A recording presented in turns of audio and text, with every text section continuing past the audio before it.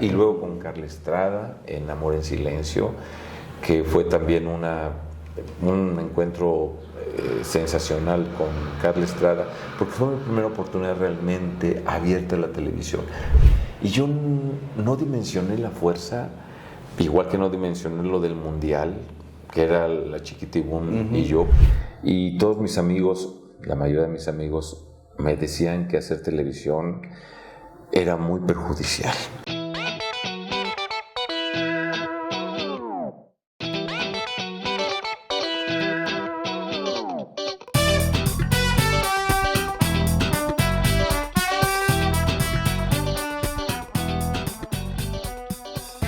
Hola, ¿qué tal? Bienvenidos a De Noche con Amigos. Soy Miguel García y los recibo con mucho gusto. El día de hoy estoy así súper orgulloso, súper contento porque tengo un gran invitado. Cuando escuchas su nombre, siempre lo relacionas con un buen actor, con talento, entrega, disciplina, amor.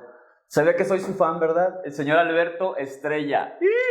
Gracias. Alberto, muchas gracias por dejarnos estar aquí en tu círculo. Bienvenidos a su casa, que es mi casa, que no es en realidad mi casa, pero que es la casa de todos. Exacto. Porque el Círculo Teatral es la casa de todos. ¡Qué maravilla!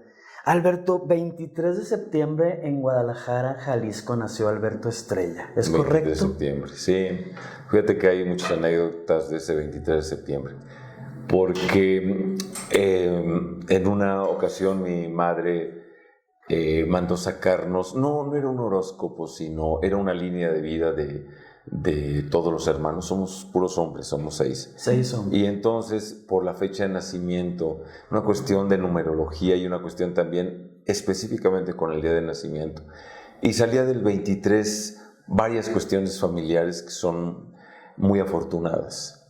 Y entonces fue muy curioso porque cuando ella lo mandó hacer, yo no me dedicaba a esto, y lo que le dijeron es, podría ser político, pero así, o dedicarse al medio artístico. Por supuesto que qué bueno que fue al medio artístico, ¿verdad? Sí. En otra ocasión, con el 23 de septiembre, estaba yo en Ámsterdam y estaba yo viniendo pasé de Grecia a Ámsterdam, y de Ámsterdam iba yo a Nueva York y después ya a la Ciudad de México, y entonces me detienen y veían el pasaporte, y es que había una alerta que se iba a reactivar la Liga 23 de septiembre y que la clave era nuevamente la fecha, el 23 de septiembre. Entonces ellos creían que yo era un portador de, ¿verdad? Ciertos datos para reactivar la Liga. Yo no entendía qué estaba pasando porque además, hasta que vino alguien a hablar específicamente, porque entre mi inglés y entre que hablaban los otros holandés y entre los que hablaban no sé qué cosa, ¿verdad? Finalmente ya en español se aclaró que sí era mi fecha verdadera, 23 de septiembre. Y así, entonces efectivamente en Guadalajara, Jalisco, un 23 de septiembre. Oye, ¿cómo fue la infancia, Alberto? ¿Eras soñador? ¿Eras muy estudioso? No, fíjate que lo que más me interesaba a mí en ese momento era leer, hacer títeres, y me gustaba mucho dibujar, pero no eran dibujos realistas, ¿no? Era mezcla de colores. Y algo que me gustaba mucho también hacer de niño era inventar historias para después hacer que a mis hermanos las pudieran reproducir. Y encontré la mejor forma a través de los títeres. Entonces iniciamos este viaje en Guadalajara. Yo nací allá, pero a muy temprana edad me vine a la ciudad, nos trajeron a la Ciudad de México, aunque mis padres son de Jalisco, mi padre de San Sebastián del Oeste y mi madre de Tecolotlán, Jalisco. Y es una historia muy hermosa porque ellos no se conocieron allá, ellos se vinieron a conocer a la Ciudad de México en el Cine Estrella, que es una historia que me encanta repetir, porque el Cine Estrella era del tío de mi madre, y entonces ella tenía unos estudios secretariales y le dijeron, pues vente a trabajar aquí al cine. Y mi padre, como andaba por todas partes, mi padre, una de sus pasiones era también el cine. Cuando un amigo le dice, mi padre es inspector general a nivel nacional de los cines y están solicitando gente para la Ciudad de México para ir a revisar nada más, dice, Vamos al cine, revisamos si se coteja cuántas entradas con boleto hay y cuántas personas hay en la sala y nos podemos quedar a ver las películas o lo que queramos, ¿no? Uh-huh. Y entonces, pues en una de esas tantas idas, en el Cine Estrella, se conocieron mis padres. Y yo por eso digo que entre películas surgió el romance y posiblemente, ¿verdad? El amor en ti, el arte, ¿no? Oye, ¿tú de chiquito ibas a ese cine?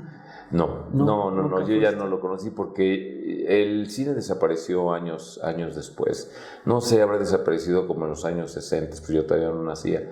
Entonces, por lo que yo sé, fue muy exitoso en los años 40, 50 ese cine y era un cine grande. Lo que sí, la imagen más clara que tengo yo es de mis padres llevándonos al cine siempre. Sí. El cine ópera, el cine Chapultepec, el cine Palacio Chino, el cine latino, el cine Lux, el cine Cosmos, el cine Majestic, fíjate, me acuerdo perfectamente. ¿Y veían de todo tipo de películas? Todo tipo de películas, aunque sí vimos mucho de cine mexicano, y ahí fue mi pasión por el cine mexicano. Yo conocí en mi edad de adolescente, pues todas las películas desde... ¿qué te digo? Santa, ¿verdad? Pasando por El Compadre Mendoza, por La Banda del Automóvil Gris, La Diosa Arrodillada, Víctimas del Pecado, hasta llegar a Salón México, que me encantaba en ese momento. Todas las etapas, obviamente todas las de Pedro Infante, porque en ese momento había algo que se llamaba cine permanencia voluntaria, que eran 3 o 4 funciones diferentes en cada cine. Entonces tú te podías quedar si querías, y yo me acuerdo que mi madre lo que hacía es llevar sándwiches, llevar palomitas, llevar dulces que comprábamos fuera, obviamente, porque era muy caro en el cine. A 6 niños. Y nos poníamos en la fila, y ahora sí, a repartirnos, y era una delicia, porque era un acercamiento familiar, y luego los comentarios al final, de qué nos había parecido cada película, y esperar función a función, y era un juego, correr por los pasillos, eran unas salas que pues, la gente joven no se podrá imaginar la emoción que es ver en una pantalla de 15 o 20 metros por 10, 15 de alto lo que es ver una película. Es una experiencia muy diferente. Ahora estarán muy cómodas las salas, pero son salas más pequeñas, con pantallas pequeñas. Estará muy bien el color, la definición del color y el sonido, pero la experiencia de vivir eso en un cine como el cine ópera, exactamente, es algo maravilloso. Alberto, y siendo un niño que uno pues es cuando más imagina, cuando más sueña, ¿llegó a pasarte que te adentrabas en la película y tú te imaginabas? Por supuesto. ¿Tú ya querías, tú ya sentías que eso iba a ser lo tuyo? Pues yo era Pedro Armendáriz. O sea, de verdad, yo cuando vi La Perla, o sea, yo lloraba y yo me sentía Pedro Armendáriz. Y algo extrañísimo, yo me veía en el lugar de Pedro Armendáriz. Pues esa identificación, pues, obviamente era yo un adolescente, pero para mí era muy significativo ver un rostro mexicano de alguien además que proyectaba una energía especial, y ver a María Elena Márquez, ¿verdad?, junto a él en esta película, para mí es escalofriante. Cada vez que lo recuerdo, de verdad, nuevamente hay una emoción muy especial, porque yo creo que en ese momento, el momento en donde Pedro Armendáriz lanza La Perla, yo creo que en ese momento yo sabía que yo iba a ser actor.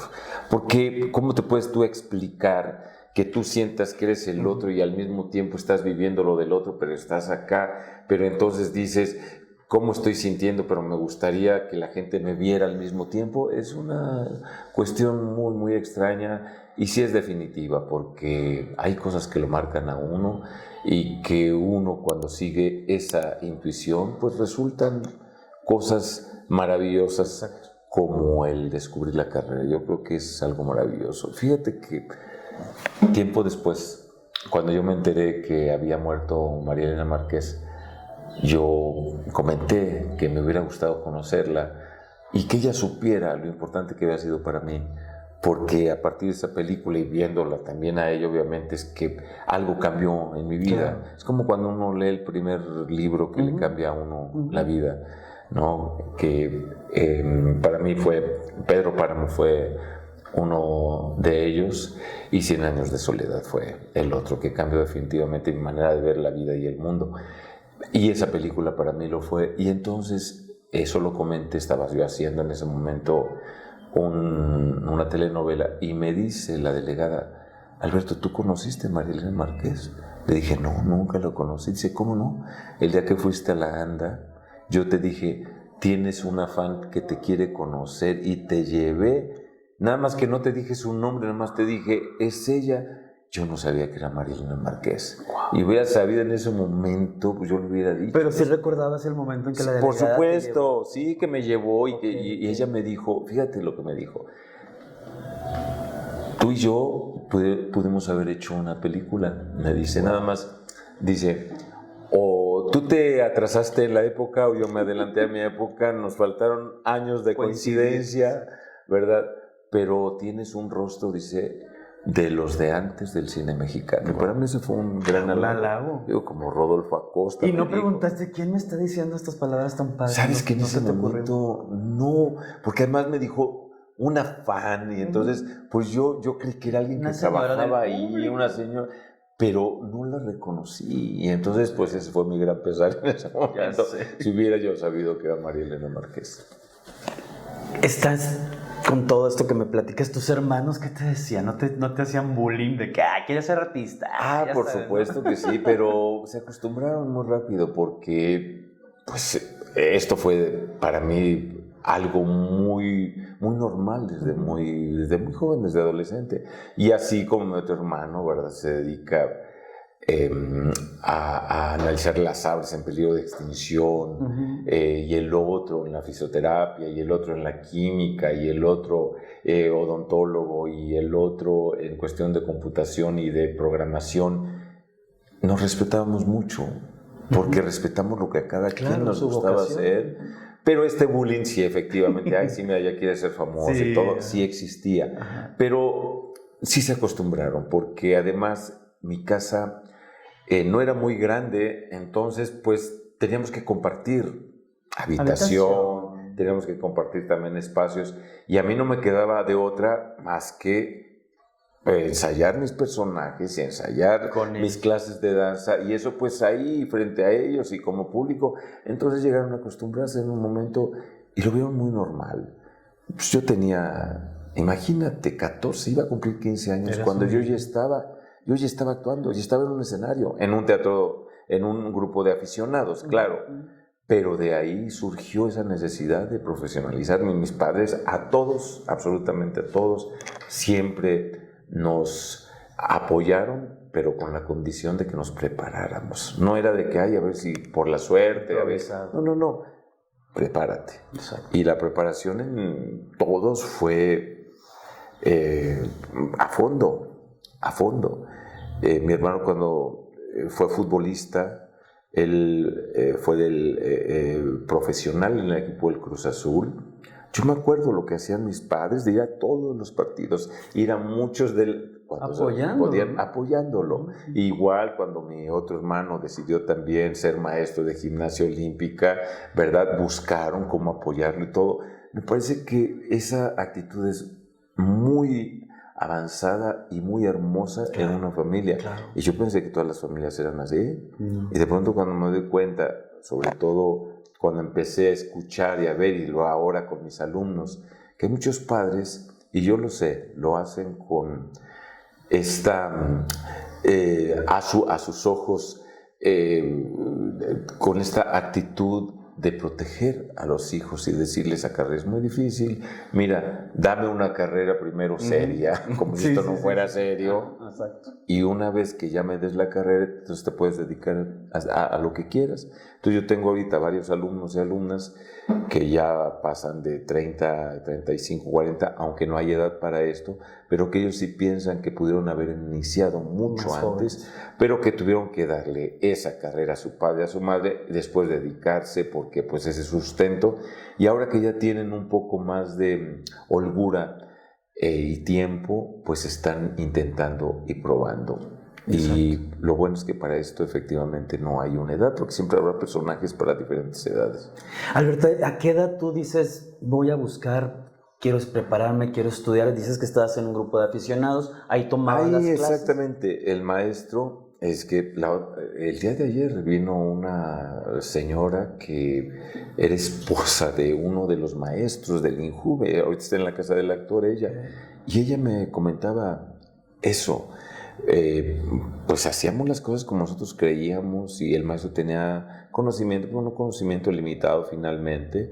Y ahí el maestro Mario Montero se llamaba, y Paco Lazareno, que yo le dije, y siempre Norma Lazareno y yo, ese es un vínculo muy importante, porque su padre nos daba clase de canto en ese grupo de aficionados. Se llamaba Grupo de Masas después de la ANDA. Primero fuimos el grupo de aficionados del Instituto Nacional de la Juventud y después formaron esto que se llamó el Grupo de Masas de la ANDA. Y pues no era otra cosa más que actores, o más bien personas que queríamos profesionalizarnos y que iniciamos en un grupo, y eso fue una excelente idea, porque el trabajo del teatro, y por eso es la gran escuela, es trabajo de grupo. Tú no puedes pensar en sobresalir de una manera en que todos los demás estén. No, es trabajo de un grupo.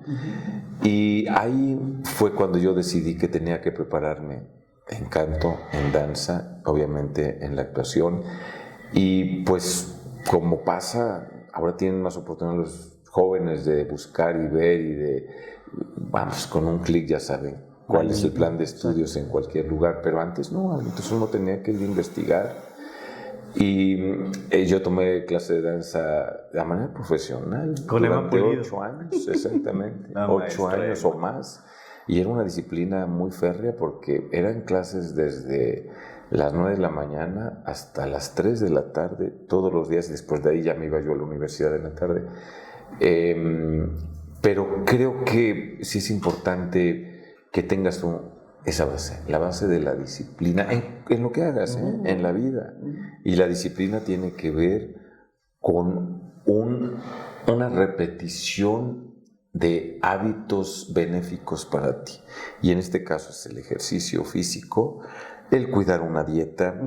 Y mira, no por verse bien, no por verse acá, no, es por cuestión de salud, y tiene que ver también con un desarrollo de hábitos que te van haciendo en la vida funcionar de mejor manera.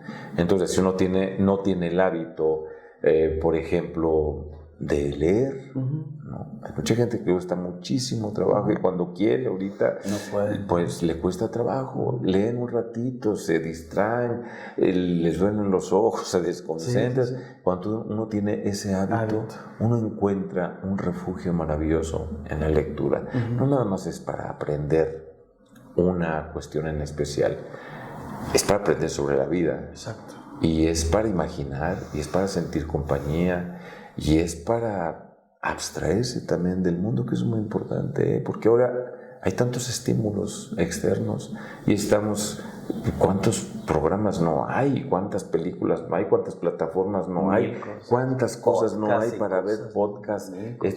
La mente se vuelve loca, necesita un periodo de descanso, tranquilidad, desconectar el celular, que es lo que yo les digo mucho a mis alumnos, y empezar a pensar, a imaginar. Nos da miedo estar con nosotros. Entonces yo les pongo un ejercicio, no es mío, pero me ha funcionado muy bien, que se llama la cita del artista, que es tú yéndote una vez a la semana, por lo menos 2 horas, solo, sin celular. Puedes llevar un libro, puedes llevar algo que escribir, irte a un parque, irte a una biblioteca, irte a caminar, no meterte nada más a un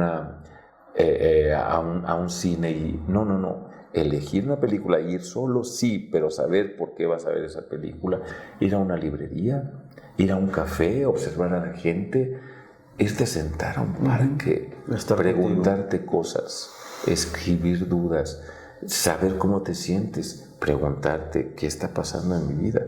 Y esa confrontación muchas veces no gusta mucho, no da es tan miedo fácil. o te detiene. Pero creo yo que independientemente de que seas un creativo, que debes hacerlo esto recurrentemente, me parece que sería una muy buena idea para la gente tomarse su espacio, porque siempre decimos, hay actividades que tengo que hacer esto y lo otro, y es que la familia, y es que acá, y es que el trabajo, y es que estoy cansado, precisamente por eso. Y entonces la novia, el novio, la pareja se enojarán un momento, pero se acostumbrarán que una vez a la semana uno se va a desaparecer 2 o 3 horas. Exacto. ¿no? Como parte de... ¿Como parte de qué? De reciclarte, de volver a tomar energía, de reiniciar. Exacto, de ponerle ahí. Oye, Alberto, ¿cómo fue la entrada a la televisión? Yo estaba leyendo que tú fuiste la imagen de México 86. En el 86. Ahí fue tu entrada a la televisión. Es que, mira, hay muchas cosas que sí son casualidad, que después ya empieza uno a ver que no son tanta casualidad, pero que al inicio es así. Yo estaba buscando, igual que te comenté de este casting, ¿verdad? Estaba buscando también una oportunidad para poder ingresar a la televisión, y todos mis amigos, la mayoría de mis amigos, me decían que hacer televisión era muy perjudicial. Sí. Que porque la creatividad se acababa, que porque el oficio te limitaba, que porque te volvía flojo, que porque empezabas a viciarte y a tener vicios inmediatos. Yo creo que cualquier oficio tiene sus peligros y sus riesgos si no estás atento, pero también tiene la virtud de que al estar atento, el oficio te puede ayudar muchísimo a que tú puedas mejorar en tu interpretación. Y yo lo que quería, y como yo les decía a mis amigos en ese momento muy puritanos y, ¿verdad?, con una situación un poco ecléctica de lo que tenía que ser el medio artístico, y me decían, pues es que hay que tener mucho cuidado. Pero yo lo que decía, yo quiero trabajar. Yo tengo elementos y necesito empezar a probar. No sé ustedes, pero mi necesidad es trabajar. ¿Para qué se prepara uno? Sí, claro. Va a estar uno esperando a ver que te llegue, ¿verdad?, el personaje perfecto, que seas la estrella, que te lleguen al precio. No, hay que practicar y hay que hacer. Y muchísimas veces es sin paga, que muchos jovencitos no lo entienden ahora, no hay visión. Que es por trabajar para aprender. Y entonces, pues uno paga por eso. Exacto. No me importa que no me paguen, pero yo quiero estar ahí. ¿Y tú querías ser famoso, Alberto? ¿O era nomás lo que me estás diciendo, por trabajar, por aprender? Por yo lo que quería era dedicarme a lo que me gustaba, y eso lo tenía muy claro. Y hay algo también muy extraño en mí, y es que de alguna forma sí fui yo creando esa necesidad y el camino para lograrlo. El teatro fue así, Es una situación así, de que yo dije, necesito un espacio. ¿Y cómo quiero el espacio? De esta manera, con estas características, y quiero que sea así. Y no basta con eso, no basta con imaginarlo y pedirlo todos los días y rogarle a quien sea. Hay que trabajarlo, ¿no? La acción. ¿Y qué voy a hacer para conseguir eso? Entonces, lo primero, obviamente, yo dije, necesito un lugar, un espacio. Como aquí en la calle de Ámsterdam empezamos, algo que se llamaba Centro de Teatro y Danza, en la calle de Ámsterdam 34, y que me traspasaron. Eran 2 salones que eran de danza, ¿cómo lo digo para que no se ofendan? De gimnasia reductiva.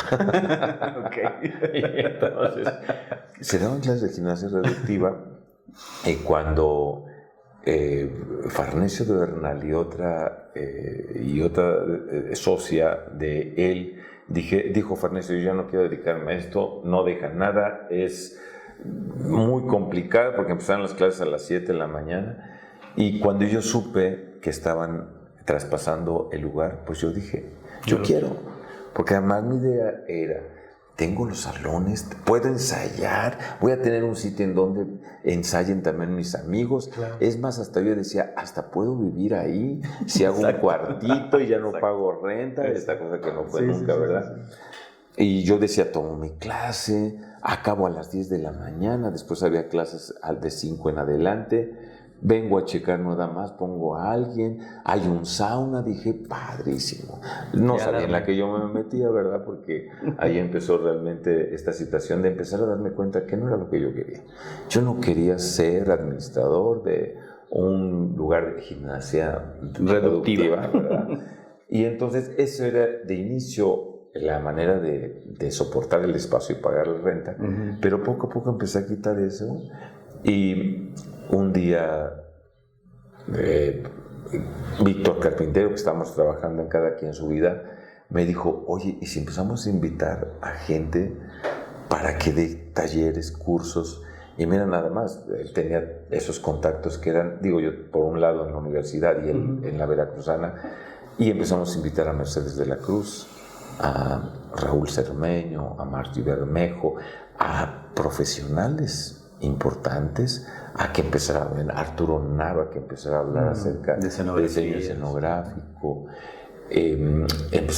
Invitamos a Cristina Sausa que hablara sobre el diseño de vestuario, etcétera, y eso empezó a crear cada vez más necesidades, y de 2-3 veces a la semana pues se convirtió en clase diaria, y de eso yo dije, ya necesitamos otro lugar.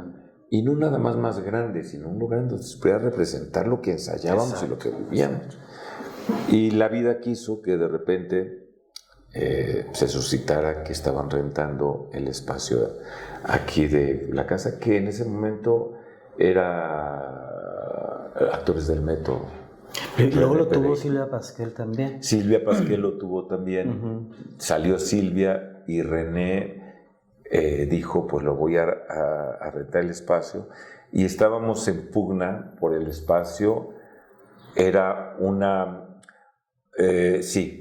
agencia de viajes, una agencia de publicidad y algo de oficinas para trámites de no sé qué cosa, ¿no? Y nosotros. Y entonces, pues sensiblemente René dijo, no, pues lo dejo para los teatreros. Claro. No son garantía en absoluto, pero bueno. Y era un foro pequeñitito y muy descuidado, con todo el respeto, ¿verdad? Sí. Ya cuando uno dice con todo el respeto es que va a faltar uno al respeto, pero entonces, no, llegaba uno y parecía un hoyonero, parecía que le iban a dar un garrotazo, ¿verdad? Por el pasillo, porque era todo oscuro y tétrico, mohoso, bueno, en fin. Y se empezó a reestructurar el espacio, quitándole el piso, haciendo todo lo que se tiene que hacer igual que en una casa, cuando ya la casa está, pues ya tiene un tiempo determinado, y se empezó a remodelar el espacio hasta que llegó la oportunidad, y eso lo sugirió Arturo Nava, de poder ampliar el foro. Obviamente se pidió permiso, la reestructura. Y cuando iba a ser la inauguración del espacio, pues ya teníamos un foro más amplio, se habían puesto unos pilares de acero, además muy costosos, los salones se habían ampliado, se había puesto un piso más para oficinas y un salón con las mismas medidas del espacio, y pues así nos lanzamos. Y quiero decir aquí algo, al fin ya pasó tanto tiempo que ya no le importa a la alcaldía, en ese momento delegación. Cuando llegó el permiso, de que teníamos nosotros ya permiso para empezar a remodelar internamente y todo, fue el día en que acabó la remodelación del circo. Pero es que parece, de verdad, parece chiste, pero así fue. Llegamos así, y ese día Arturo Nava dijo, ya pueden ya usar el foro. Ah, bueno, ya tenemos el permiso de algo que ya hicimos. Entonces, y lo inauguramos un 27 de marzo, exactamente de hace 20 años, con la obra El Deseo, una obra que además hay una anécdota muy curiosa, no sé cuánto tiempo tenemos, que hablo mucho.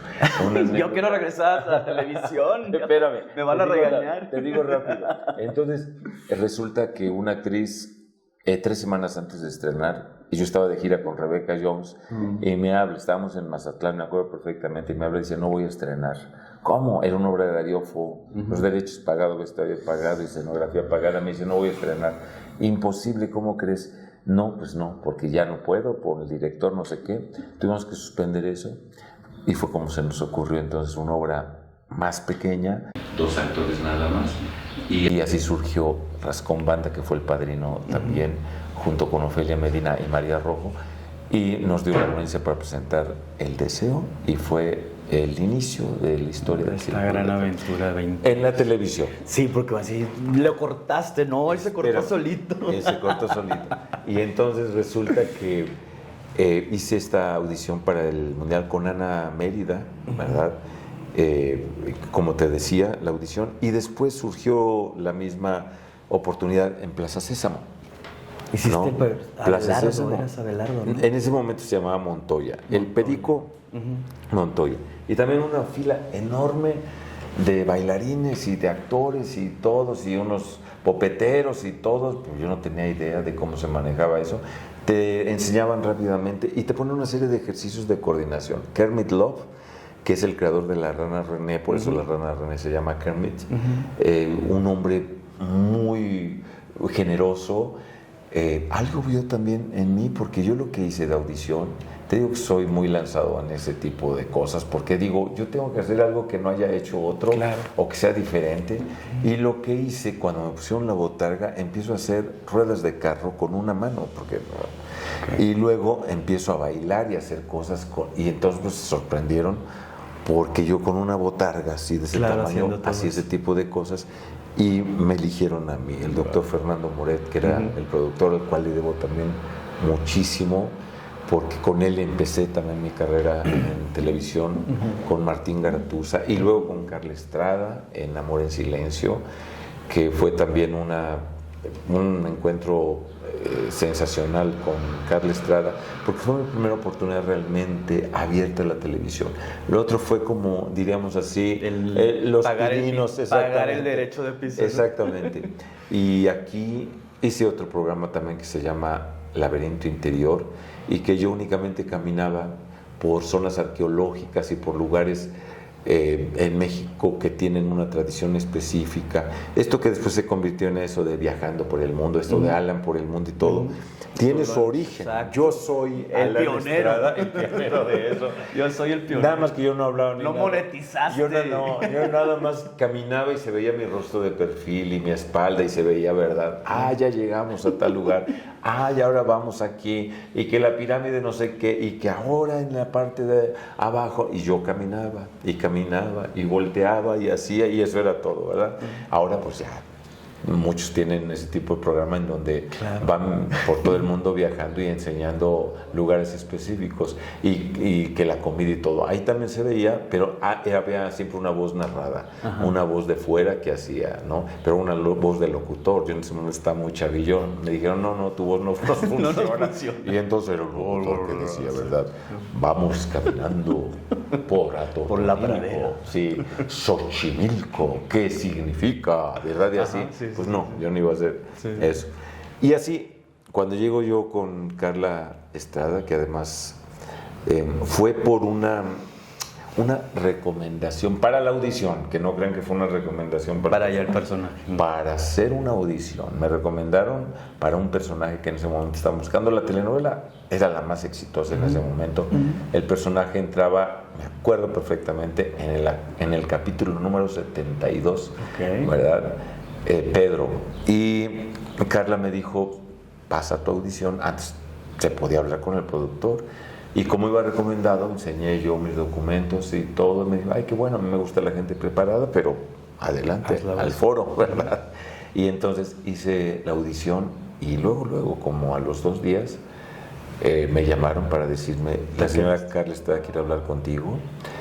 Y pues lotería, ¿verdad? Porque te den un personaje de 70 capítulos en la novela, en la telenovela que en ese momento.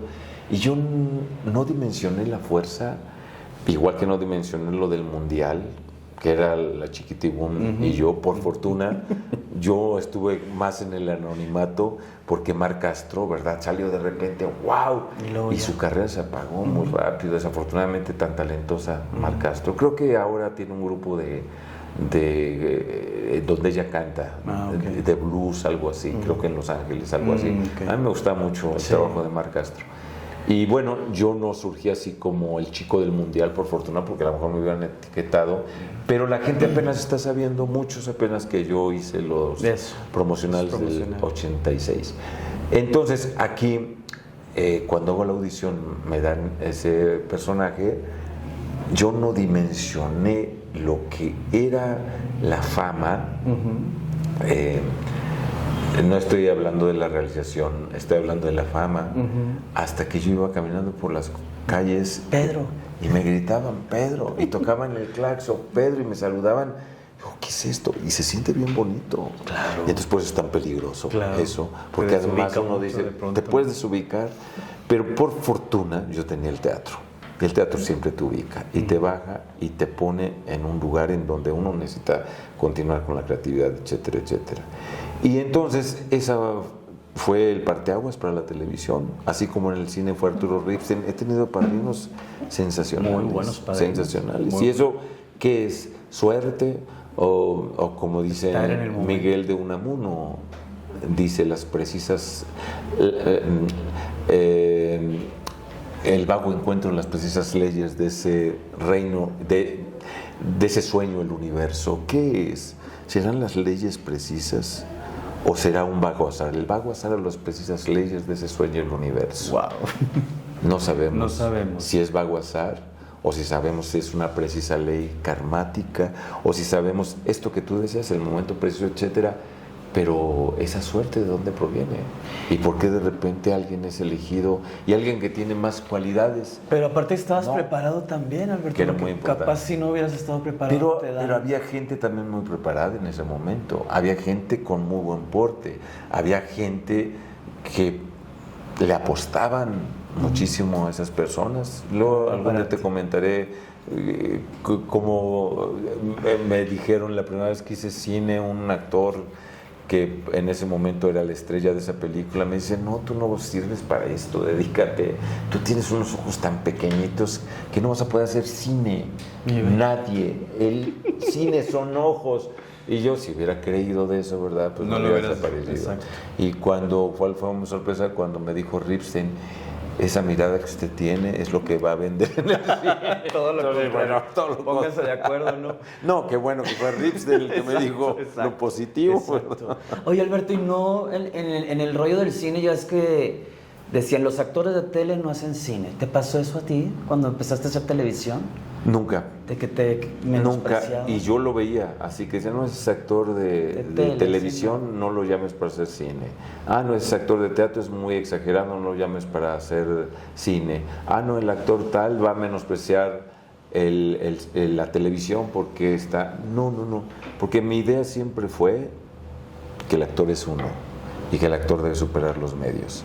Y entonces, como la gente me veía trabajar en diferentes medios, no me quedé en un solo medio y no me acostumbré a uno, entonces yo creo que eso fue mi gran ventaja y mi gran fortuna, y que la gente me aceptara en los tres medios. Claro.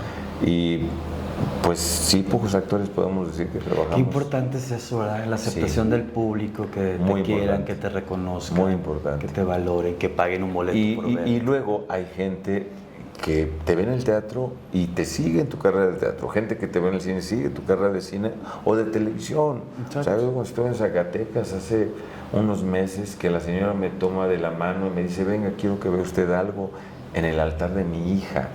Me mete a su casa, una casa muy sencilla, y a la entrada tiene un altar, y estaba yo, mi fotografía ahí, y yo le dije, ¿por qué? Dice, no, es que mi hija dice, ¿verdad?, que lo quiere mucho y que reza por usted. Siempre que viene a poner velador y todo, dice, pues, tenía a sus familiares en el altar, estaba la señora ahí también en el altar, ¿verdad? Y no me acuerdo, que había una actriz, no me acuerdo quién era, y me dice, porque lo siente como de nuestra familia. Qué padre. Esas cosas son muy hermosas. Increíbles. ¿Cómo las Nunca te lo pagas? imaginaste Jamás. eso. O en otro lugar también, que esto fue en Durango, que de repente la mamá también me dice, ay, es que mi hija no quiere decírselo, pero venga usted, me mete en la recámara de la chica. Yo ahí la verdad sí me espanté. Porque tenía muchos pósters aquí. Fotografías, entrevistas, pósters míos, cosas que yo no sabía que existían, pero no creas que nada más, no, era el techo, las paredes. Yo, o sea, Mega eso, no, me dejó paralizado. Porque, o sea, no fue el miedo de que No, la no, de que me psycho, fueran a hacer no, algo. sino cómo puede significar de pronto para una persona tanto como para que se tome la molestia de estar recortando y empiece a pegar y que veas tú tu trayectoria y tu vida en esas paredes y en esos techos En un cuarto y que donde sepas duerme que la ella está, ¿verdad?, acostada y abre y Sí. que lo primero a lo mejor que ve ella, sea que se despierte aquí o acá, es uno, o sea, es abrumador. Yo obviamente le di un gran abrazo, nos tomamos muchas fotografías, comí con ellos, con ellas, pero pues son cosas que no son normales, que No son normales. Alberto, y también eso te da a ti como persona antes una conciencia de que tu voz y lo que tú hagas es muy importante porque ve hasta dónde trasciende. Yo, por ejemplo, de ti, yo no me acuerdo de ti en chismes, en aquelarres, en cosas así, como muchos actores se prestan a ese juego. Y te repito, es bien importante tú como persona pública lo que dices, lo que haces, porque tienes mucha gente que te sigue. Mira, no es así. O sea, yo no creo que uno sea un ejemplo. Yo no me siento un ejemplo. Yo no creo que yo deba dar un ejemplo específicamente de cómo se debe portar la gente o qué debe hacer. Yo no creo. Yo creo que cada uno tiene que encontrar qué le beneficia a uno. Lo que sí te voy a decir, eso sí es verdad. Es importantísimo mantener también una vida íntima. Cuando a mí me dicen, ¿por qué no hablas de tu vida privada? Les digo, ¿escuchaste? Privada. Exacto. Se priva uno de las cosas porque sabes que es tan hermoso tener un espacio para uno y no permitir que pase también a ese espacio quien no quieres que pase. Exacto. Y entonces, y no es, yo no tengo nada que ocultar, nada escabroso que diga yo, ay, no lo puedo decir. No, sino sencillamente que es un placer. Claro. El hecho de pronto de decir, esto es para mí. Esto es mío. Yo voy a dar todo en escena. Yo voy a abrirme total y absolutamente en un personaje. Voy a decir quién soy yo también a través de mi trabajo, en mi actividad. Pero es muy hermoso también que tú puedas llegar y que la gente no sepa qué haces en tu casa. Exacto. ¿No?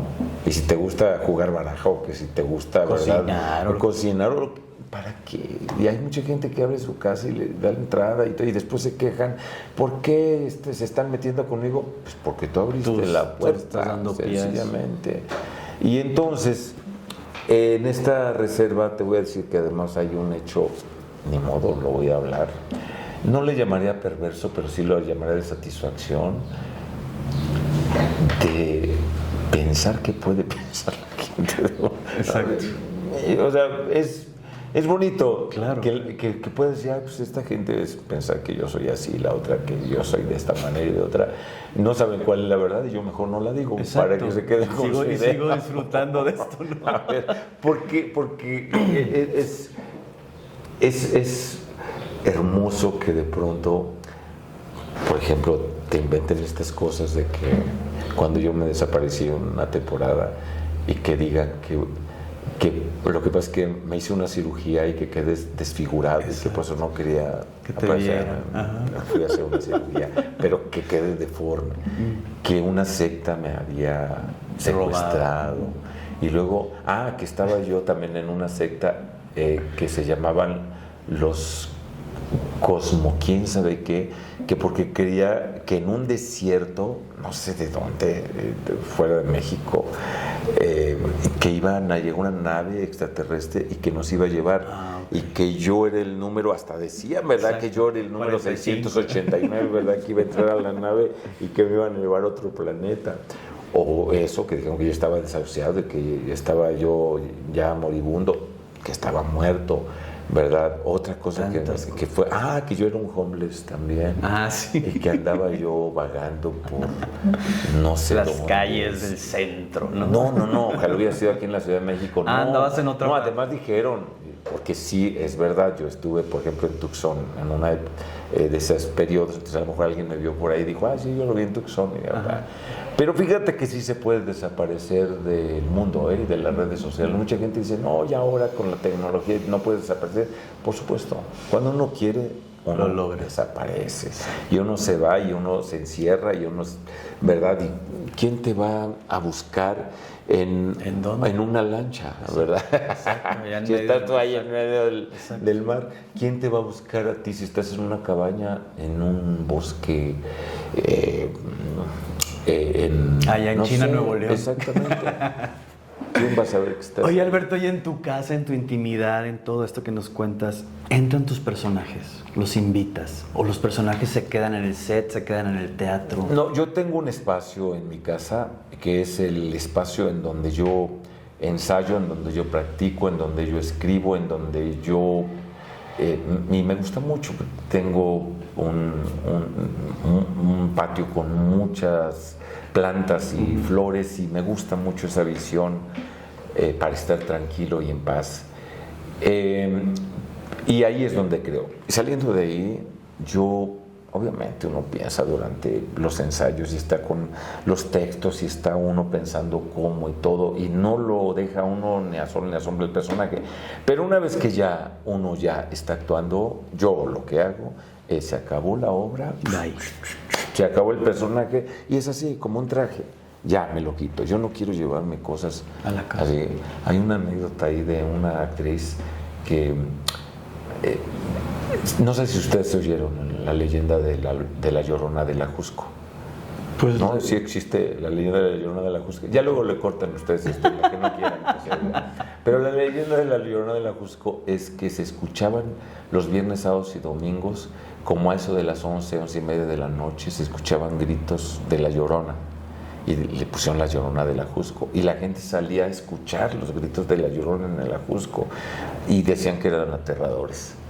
Y resulta que después ya se supo que era una actriz que acabando su función se iba a la Jusco, abría las ventanillas de su auto y empezaba a gritar ¡ah! Para sacar. Sus cosas. ¿Por qué no lo sacó en el escenario? Exacto, ¿Quién sabe, quién verdad? sabe. Pero bueno, cada quien tiene sus métodos. Pero qué terror, ¿verdad? Que después de cada Y función que lo tengas ir a bautizara hacer- también con una Y entonces sí se necesita una disciplina también para eso, para decir esto no me lo llevo a mi casa. Claro. Te digo, durante el proceso es difícil y después hasta te dicen ya te estás volviendo como el personaje, pues sí, porque empieza uno a pensar como el otro, a sentir cosas raras, extrañas en relación al personaje, pero sí debe de saber uno en qué momento ya. Porque si no sería terrorífico. Imagínate cuando me tocó hacer de un suicida, ¿verdad? Que te No, llevas imagínate. a tu casa. Un asesino, a ver, voy a llegar a asesinar a alguien. Pues no, qué cosa espantosa. Ahora soy un padre, ¿verdad? Nunca me había tocado ser un Eres un sacerdote en Requiem. En la Requiem, obra. tu nueva obra. Que Y estás soy haciendo. un soldado aquí en la obra de En Picnic, la que ya la Picnic, viste, ¿no? Exacto. Oye, Alberto, ¿nunca hiciste el tranvía llamado Deseo? Sí, la hice, ¿Hiciste pero... Kowalski? Hice a Kowalski Me hubiera encantado ver eso. con la dorada Rebecca Jones. Wow, ¿y cuándo le hicieron esa obra? Hicimos un experimento con Enrique Singer. Recién estábamos saliendo de la pandemia, donde me pidieron a mí un proyecto en donde, fíjate qué bonito era, lleváramos la obra, obras diferentes y que actores profesionales fuéramos y empezáramos a alternar con actores recién egresados de escuelas o actores de determinados estados para poder integrar la compañía de la Ciudad de México con las compañías de allá. Y entonces fue un programa en donde eran lecturas actuadas. Con esto quiero decir que eran escenas de memoria unas, otras eran leídas, era como en atril, un por poco, decir. pero no era lectura en atril, porque Porque lectura en había atril movimiento. te paras y ya nada más dices y lees y haces. No. Esta era lectura en escena porque había movimiento escénico, porque había una iluminación, porque había elementos escenográficos o de utilería y prácticamente estaba a punto de terminarse de montar la obra. Okay. Y una de estas adaptaciones fue del tranvía llamado Deseo, que yo inclusive adquirí los deseos de Tennessee Williams para la obra. Y entonces Rebecca Jones era la Blanche. maravillosa Blanche. Wow, qué increíble. ¿No la tienes Sensacional. grabada? Sí la tengo. Luego me la enseñas. Luego te la enseño. Eso. Y fue hermoso porque Rebeca acababa de salir de un periodo muy difícil que nosotros ya sabemos, y además acabamos de salir la pandemia con la necesidad y y fue el primer trabajo después de varios años en que Rebeca me agradeció. Tengo ahí un audio que lo guardo como tesoro, Claro. porque me dice unas cosas tan hermosas del agradecimiento por volver a escena, porque además esto fue en Monterrey, no, perdón, fue en Morelos, en Teopanzolco, y la gente se volcó. Y la gente no le importó eso de la recién pandemia y atascaron el lugar. Ajá. Obviamente todavía tenemos cubreboca, todo esto. Y el final fue hermoso, la gente de pie gritando bravos y Rebeca estaba sensacional. La dirección de Enrique Singer. Y era gente de ahí de Morelos y después esto lo replicamos en Guadalajara, lo replicamos en Monterrey con otras obras. Fue una experiencia muy hermosa, pero sí se me antoja repetir. Estaría el increíble Kowalski que lo hicieras. de Tranvía. Estaría increíble que lo hicieras. Sí. Entonces, ahorita estás haciendo 2 obras de teatro. ¿Tienes proyecto de televisión o ahorita estás tranquilo? No, apenas estrené ahorita la obra, Sí. lo cual me tenía pues con todo el tiempo dedicado a la obra de Requiem. Y ahora, y no cualquier actor puede decir también que tiene 2 obras. 2 obras en distintas cartelera. En cartelera. Exacto. A la semana. Exacto. Fin de semana con Requiem y aquí. Y personajes tan disímbolos que también es el gran placer, ser otro. Claro. Hay actores que les gusta ser ellos mismos entre los personajes y se repiten. No se atreven, no repiten. se avientan, ¿no? Pues, o por comodidad, o yo qué sé. Pero a mí se me haría aburridísimo hacerme de mí cada vez y repetirme. A mí, digo, hay gente que tiene una personalidad tan fuerte que la gente lo acepta y es lo que quieren. La gente quiere ir a ver a la personalidad, no quiere ver la labor creativa. Claro, Eso también está claro. bien. Pero yo espero que en mi caso la gente quiera ver mi trabajo. Seguro que sí. Tengo tantas preguntas más que hacerte, ya el tiempo ya se va volando. Me encantaría hacer una segunda parte, me encantaría preguntarte qué haces antes de entrar al escenario. Quiero que digas rápidamente tus cursos, tus clases. Mucha gente me ha escrito, pregúntale que si él da clases, que quién da las clases, qué horarios tiene. Aquí hay cursos de iniciación a la actuación profesional y a mí me gusta empezar con esos talleres. Quiero decir que yo soy el que doy los cursos de iniciación. Ahorita el primer sábado de abril empieza este taller y es taller de iniciación. Gente que no sabe nada o gente que quiere lo que sabe ponerle un orden. Hay ejercicios fundamentales de concentración, de sensibilización, con ejercicios de imaginación y poco a poco vamos adentrándonos a qué es la ficción, pero hay sobre todo un reconocimiento con quién es uno para poder entonces después dejar de ser uno, hacer el personaje, y es un proceso muy hermoso porque se acompaña de un gran conocimiento personal. Empieza a preguntarte cosas: ¿por qué me gusta a mí? ¿Por qué no? ¿Por qué? ¿Cómo fue mi pasado? ¿Por qué yo soy como soy? Para ir entendiendo cómo se va creando un carácter, pero a partir de uno mismo, no a partir de alguien que uno no conoce. Yo me conozco con lo que yo conozco, son mis elementos con lo que voy a trabajar en la vida. Mi voz, mi cuerpo, mejorar obviamente todo lo que pueda yo mejorar en relación a la dicción, al manejo corporal, porque hay clases de técnica vocal y corporal, y también de mi mente. Y necesitamos leer mucho y ver películas y tomar decisiones, saber cómo resumir eventos de ficción y saber cómo interiorizar en caracteres y cómo saber por qué la gente se comporta. Hay mucho de observación. Es el curso que a mí me hubiera gustado que me hubieran dado cuando yo empezaba. Entonces, ¿qué vigencia tiene, Alberto, ese curso? De inicio son 6 meses, de ese taller, y después pueden dar continuidad con otros maestros. Ahorita ya tenemos alumnos aquí de que abrimos nosotros este primer espacio que es la Casa de Estudio del Círculo Teatral hace 2 años, y ya tenemos desde entonces esos talleres. Hay alumnos que están cumpliendo 2 años o un poquito más de estar aquí y continúan con su proceso de aprendizaje, y empezamos con este taller de iniciación. Y a mí me complace mucho también saber que tengo una pequeña facilidad para poder ser docente. Mi padre fue maestro, mis hermanos son maestros, pues ahí viene la sangre. ¿La gente dónde puede pedir informes? ¿Hablen aquí al Círculo? El Círculo Teatral en todas las redes, el Círculo Teatral, o por un correo, el círculo teatral mx@gmail.com, o ahí ven los teléfonos de aquí. Exacto. 55 53 13 83 de aquí, o Avenida Veracruz número 107, que tenemos además Colonia una Condesa. cartelera muy nutrida. Para A partir del primer sábado de abril empieza el curso, entonces hay de que 10 a apurarse. 2 de la tarde. Wow, a ver Se si me tiene que inscribo yo. inscribir, ¿verdad? Eso muy bien. Alberto, muchas gracias. No, gracias a Muchas ti. gracias. Te Muchas gracias agradezco por el mucho. espacio, por tu plática. Y si hagamos otra donde yo hable Sí. menos y todo preguntas No, yo más, te quiero parece? acompañar un día al teatro, te quiero acompañar a dar Ándale. cómo das las clases, si eres buen maestro, si eres regañón, Ándale. ¿no? Me Que parece vean bien. otra faceta también de... ¿Cómo no? No en tu Hacemos- intimidad, no hacemos nos vas a un enseñar, especial. no nos vas a enseñar las ¿Ah? pijamas. A mi casa no van a entrar. No, no lo queremos siento. tampoco.